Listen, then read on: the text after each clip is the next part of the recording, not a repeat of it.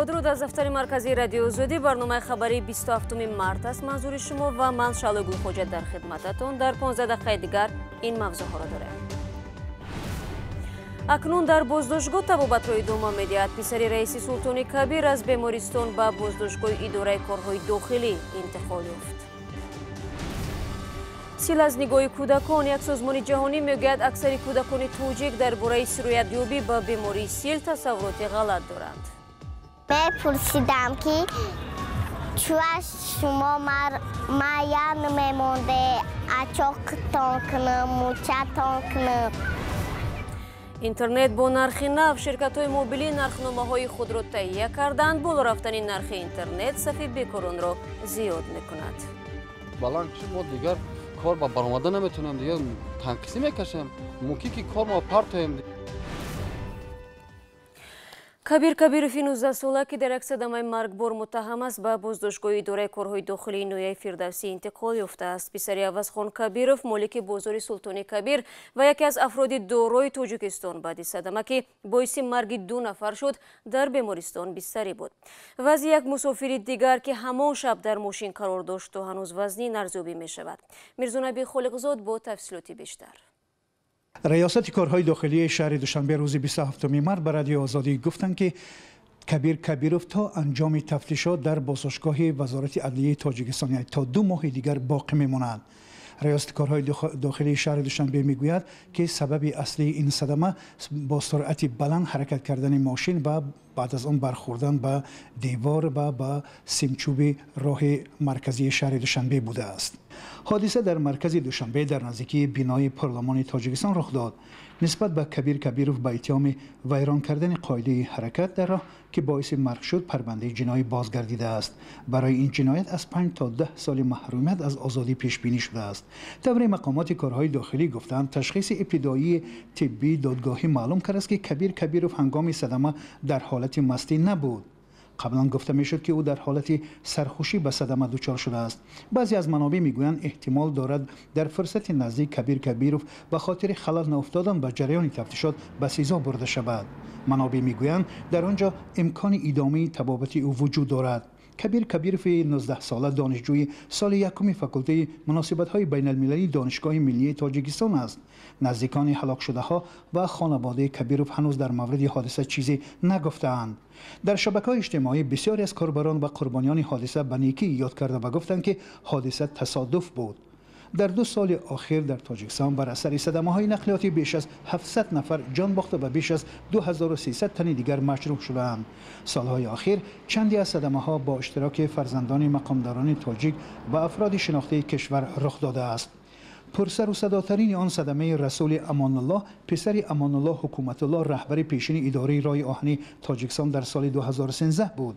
در پی این صدمه 3 نفر جان باختند. در سال 2016 در نتیجه صدمه فراموش سعیدوف پسر معاون نخست وزیر تاجیکستان دولتعلی سعید 2 نفر جان باختند. رو می‌ریم به موضوعهای دیگری روز. قرار بود از امروز در تاجیکستان نرخ اینترنت 1 برابر بالا رود.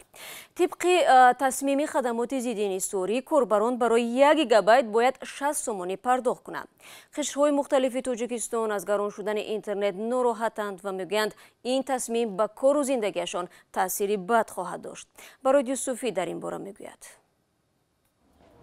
افزایش قیمت استفاده اینترنت در تاجیکستان احتمال بیکار ماندن صدها رانندگان شرکت‌های خدمات تاکسی در کشور را پیش آورده است. آنها میگویند اینترنت یک بخش اصلی کار آنها جهت دریافت مشتریان از سوی شرکت است. برای استفاده برنامه ویژه خدمات تاکسی آنها از حساب خود بسته اینترنت می‌خرند. اگر 3 برابر قیمت شود تاثیر کلان مودا بسیار تاثیر میکنه، چون که ما هر ماه همین 99 سومه که مثال پیشنهاد کرده بودن همین هم حالا در 1 ماه با ما دشوار است. ما نمیتونیم همین با پرراگی در 1 ماه هم طرف زندگی هم طرف اجاره ماشین ده ما با پررا رسونده نمیتونیم. بلند ما دیگر کار با برآمده نمیتونیم، دیگر تنقیسی میکشیم. سالهای اخیر شرکت‌های خدمات تاکسی در تاجیکستان به مراتب افزوده است که از راه استفاده اینترنت به مشتریان خدمت میرساند. در ضمن هزاران ساکن بیکار کشور ماشین‌های این شرکت‌ها را به اجاره گرفته همزمان جای کار پیدا کردند. акнун ин ширкатҳо низ баъди тасмими хадамоти алоқа ҷиҳати боло бурдани ҳаққи истифодаи интернет дар рӯбарӯи мушкили ҷиддии боло бурдан ва ё набурдани ҳаққи истифодаи таксиҳо қарор гирифтаанд. мусофир кам мешнад, қимат ки шуд кам мешнад. хабари афзудани қимати истифодаи интернет тақрибан ҳама бахшҳои ҷомеаи Тоҷикистонро ба ташвиш гузоштааст. сокинон мегӯянд дар шароити феълӣ тақрибан ҳеҷ коре бе истифодаи интернет анҷом намешавад ва қиматшавии арзиши он рӯи қимати ҳама гуна хидматрасонӣ ва молу маҳсулот метавонад таъсир гузорад. бале ҳамаи корҳои мо ки дар даруни мағозаи мо тариқи интернет яъне ки пеш бурда мешавад, на як хазина ва на як чиз мо метавонем ки ҳамаи молҳои худро тариқи интернет бинем ки дар куҷо ҷойгир аст, дар куҷо ҷойгир нест. мо тариқи интернет мефаҳмем ки чизҳои мо чӣ хел ҷойгир шудаанд. дар ҳоле ки ширкатҳои хадамоти интернет дар Тоҷикистон мегӯянд рӯзи 27 март ҳам ҳанӯз нархномаҳои қимати истифодаи интернетро дастрас накардаанд ва ба қиматҳои пешина бастаҳои интернетро мефурӯшанд, аммо муштариён шикоят доранд ки ҳанӯз аз шоми 26 март наметавонанд аз ин ширкатҳо бастаи интернет харидорӣ кунанд. ширкатҳои хадамоти интернет дархости муштариёнро дар зимн барои харидани бастаи интернет рад мекунад. вазорати дифои Русия эълон кард, ки 3 афсари рус дар заду хурде бо ҷангҷӯён дар Сурия кушта шудааст. номи яке аз онҳо бар расонаҳо маълум гаштааст ва гуфта мешавад, ки ӯзодаи Тоҷикистон мебошад. ҳамкорам Мумин Аҳмадӣ ин мавзӯъро пайгирӣ кард ва ҳоло омодаи суҳбат аст бо мо дар студия. хуб, салом Мумин, ва бигӯ ки чӣ ҷузъиёте дар бораи ин афсар то ҳол пайдо шуд? бале шаҳло, як афсари вазорати мудофиаи Русия ки ҳамроҳи ду низомии дигар дар минтақаи Дайр аз-Зори Сурия дар моҳи феврал кушта шуд, зодаи Тоҷикистон будааст. аз ӯ Суҳроб Каримов ном мебаранд, ки 35 сол дошт. аввал дар пойгоҳи 201 дар Тоҷикистон хидмат мекард ва баъдан ба Русия рафта буд. расонаҳои Русия шаҳло навиштанд, ки ӯ забони арабиро хуб медонист ва ба маъмурияте дар Дайр аз-Зори Сурия қарор дошт. вазорати мудофиаи Русия рӯзи 25 марти имсол ҳалокати Суҳроб Каримов ва ду низомии дигари русро дар Сурия тасдиқ кард. мақомот гуфтанд 3 нафар моҳи феврали имсол дар муҳосираи террористон дар Сурия афтода ва кушта шуданд. хуб, тафсилоти дар кадом шароит кушта шудани Суҳроб Каримов чӣ гуна аст? дар ин бора чизе медонӣ? бубинед шаҳло, матбуоти Русия бо такя ба қавли мақомоти вазорати дифоъ навиштанд, ки Суҳроб Каримов ва ҳамроҳонаш барои расондани кӯмаки башардӯстона дар Дайр аз-Зори Сурия қарор доштанд. нашрияи Российская газета навишт, ки онҳо ҳангоми бозгашт дар иҳотаи ҷангҷӯён афтода пас аз даргирӣ ғайб заданд. айни замон ҳомиёни ҳуқуқ мегӯянд, ки дар ҳамлаҳои худи сарбозони Русия дар Сурия ба мавқеъҳои тундравон садҳо ғайринизомиён ҳам кушта шуданд. ба навиштаи матбуот, Каримов бори охир рӯзи 22 феврали имсол ба хонаводааш занг зада будааст. чанд рӯз баъд аз вазорати дифои Русия ба хонаводаи Каримов, ки дар Русия қарор доранд, занг зада аз онҳо хостанд, ки бояд озмоиши ДНК бисупоранд, зеро дар натиҷаи он ҳамла ба мошини Каримову ҳамроҳонаш танҳо пораҳои ҷасадро пайдо кардаанд. ҳамчунин бахши русии BBC навишт, ки Суҳроб Каримов тобистони соли 2018 ба Сурия рафта буд. пайвандонаш ба ин расона гуфтанд, сафари хидматии бори аввали ӯ 8-9 моҳ давом кардааст. хуб, аз Тоҷикистон дар бораи ӯ чӣ маълумоте ба даст омад? шаҳло, аз рӯи маълумотҳое ки дастрас шуд, Суҳроб аз овони ҷавонӣ барои артиши Русия кор мекард ва ҳатто шаҳрвандии ин кишварро дошт. ӯ хатмкардаи донишгоҳи ҳарбии Москав низ будааст. номаш ҳанӯз замони кораш дар Тоҷикистон расонаӣ шуда буд, яъне дар пойгоҳи Русия вақте кор мекард.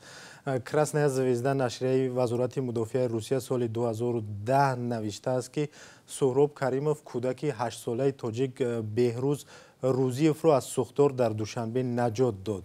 чанде аз кормандони пешини пойгоҳи низомии Русия дар Тоҷикистон ба Радиои Озодӣ гуфтанд, ки Суҳроб Каримовро мешинохтанд ва ӯро дар ин пойгоҳ русҳо эҳтиром мекарданд. хуб, сипос Мумин барои суҳбати фарогир.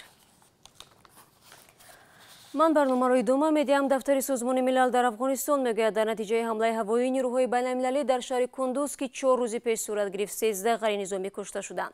در نفر آنها کودک و عمدتاً از یک عائله بودند. در افغانستان که نصف اهالیش نورسان تا 15 ساله هستند، جنگ 17 ساله بیشتر از همه به کودکان آسیب رسانیده است. قهرمان گزارش بعدی ما یکی از کودکان بیشمار و یتیم است که باید از صبح تا شام برای تامین خانواده کار کند. ذبیح الله اگر خوب کار کند روزانه از حساب پاک کردن کفش مردم در کابل $2 به دست می آورد. پول زیاد نمی یابد ولی نان آوری خانه اوست. در کوچه پرگرد و خاک رهگذران به ذبیح الله کار می دهند. او یکی از کودکان زیاد افغانستان است که رنج جنگ 17 ساله را می کشند. سازمان ملل متحد می گوید سال گذشته بیش از 900 کودک در افغانستان کشته شدند. مثل ذبیح الله یتیمان و کودکان کارگر زیادند. من به طالبان بسیار نفرت دارم ولی میخواهم افغانستان آرام و آسوده باشد. کشتن کودکان و بمبگذاری را باید بس کنند. طالبان باید به کشور بیایند و به مذاکرات صلح بپیوندند. پدر ذبیح الله 4 سال پیش در نتیجه حمله یک طالبی مرگ طلب کشته شد. همه عائله مجبور به شهر آمدند و کسی از آنها مکتب نمیخواند. ذبیح الله در بین کار گاه به نقاشی مشغول می شود. یک سازمان خیریه این کار را برای کودکان کارگر تشکیل کرده است. بزرگترین آرزوی من است که من یک مشهور رسام شوم تا چون که با آینده خارج مملکت‌های خارج هم سیل کنه رسمای ما را خوش کنه. با آنکه طالبان و امریکا درباره صلح مذاکره می‌کنند، سازمان‌های امدادی امیدوار شدند. اما عین زمان نگرانند که دادن سهم از حکومت به طالبان روزهای سیاهی پیش از سال 2001 را برمیگرداند. یک سخنگوی طالبان بر رایترز گفته است گناه تجاوزگران خارجی است که کودکان افغان از جنگ رنج و عذاب میکشند، ولی مادر ذبیح الله امیدوار روزهای بهتر است. خدا خواهد به کشور ما صلح می آید. زندگی من دیگر تغییر نمی یابد، اما نمی خواهم آینده ذبیح الله نابود شود. یک سازمان نیدرلندی مبارزه با بیماری سیل با نتیجه گیری از آزمون ویژه بین کودکان معین کرده است که اکثریت درباره این بیماری و راه‌های سرایت آن نمی‌دانند. زرنگیز نوروشا و شهلای عبدالله گزارش می‌دهند. بیبی حلیمه را دیر باز نمیگذاشتند به مادرش نزدیک شود. برای او این لحظه ها فراموش نشونده و دردآورند. من زیق میشدم، میپرسیدم که چرا شما مایا نمیمونده، اچاقتان کنم، موچتان کنم. چی میگفتم؟ با میگفت که من کسلم، با من نزدیک نشو. تا شفا یافتند مادر و دختر با توصیه طبیبان فاصله می گرفتند. مادری بیبی حلیمه گرفتار سیل بود. او این درد فراق‌آور را در یک رسمش تصویر کرده است. آنها یک خانه بودند. وای مادر و پدرش کودکاشان را اوکال میکنند. بعد میفهمند که آن در وجودشان هست است. بعد آنها زیق میشوند. بیبی حلیمه 7 ساله میان 651 کودک تاجیک در یک لایحه بخشیده به روز جهانی مبارزه با بیماری‌های سیل تصور خود را از این بیماری روی کاغذ آورد و جای اول را گرفت. این آزمون برایمان نشان داد که کودکان تا چه اندازه درباره این بیماری معلومات دارند و دیدی آنها با این مشکل چگونه است. مسئولان این سازمان جهانی که در سمت مبارزه با سیل کار میبرند میگویند توسط رسم‌های کودکان معلوم کردند که بیشتری آنها درباره این بیماری معلومات ندارند یا تصوراتشان غلط است. ما فهمیدیم که کودکان میان بیماری‌های اسپید، سیل و دیگر بیماری‌های صورتی فرقی نمیگذارند و فکر میکنند که اگر پیوسته دستانشان را با صابون شویند به بیماری گرفتار نمیشوند. آنها نمیدانستند که بیماری سیل توسط نفس کشی در نزد بیماری هم به آنها میگذارد.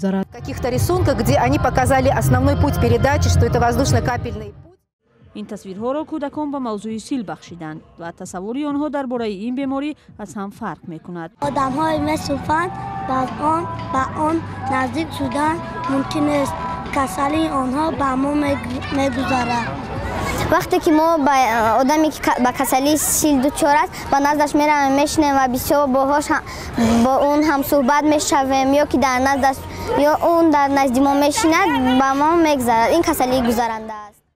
سازمان‌های جهانی مبارزه با بیماری سیل معین کردند که قسم زیادی مردم تاجیکستان درباره بیماری‌های سیرایتی معلومات کافی ندارند. در مقیاس جهان یکی از 30 کشور است که در آن گرفتاران سیل به داروهای گوناگون تاب‌آور زیاد است.